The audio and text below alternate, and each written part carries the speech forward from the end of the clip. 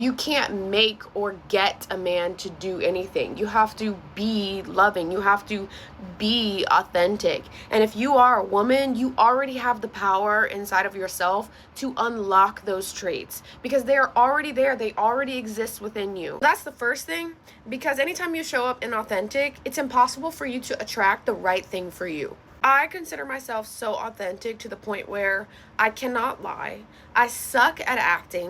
I can't promote a product or a brand to you that goes against my moral compass, and understand that a lot of actors and actresses, that is exactly what they have to do. They have to put on an act, and sometimes that might mean they have to go against what it is that they stand for in order to do the thing. So anyway, the way that you get a man to chase you is that you have to be open and receptive to that idea.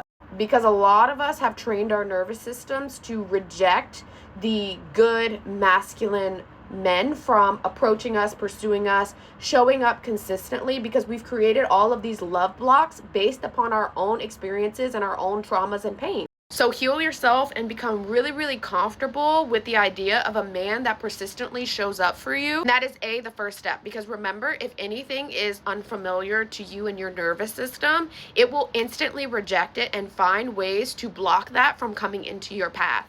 Once you're at a healthy place with that, everything else kind of follows. You show up in a light that inspires a man to pursue after you and sort of chase you. And sometimes, even though chasing is sort of this unhealthy energy, this very unhealthy approach, the idea of chasing a man chasing you, really and truly what most women are trying to communicate in that is that they want a man to consistently show up and pursue after them, because that is what makes the feminine feel safe. So it begins with you and how you inspire him and receive him, because the truth is that a healthy man is simply not going to chase a woman who just keeps on consistently rejecting him and sort of being cold and hardened and nonchalant about him pursuing her. Like, a healthy man would have no interest in that, because he's also looking for his reciprocal of someone who appreciates and admires his approach. Let men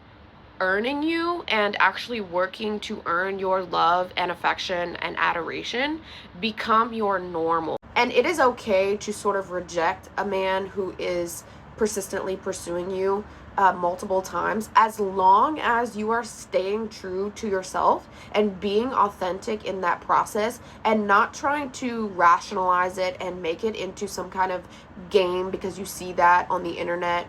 But if you are genuinely testing him, because that is just what the female brain is wired to do, and so you reject him, but not in a cold hard way, you just reject him authentically, then that's okay, because I have done the same thing. For me, I just sort of communicated that, hey, this doesn't align totally with what I'm looking for, and so because you aren't showing up in this way that I would prefer you to, I'm going to step back and let you just sit with your, what you have to sit with, and let it work out how it's supposed to work out. So in a sense, I rejected him. And guess what? He always showed back up to prove his feelings were true.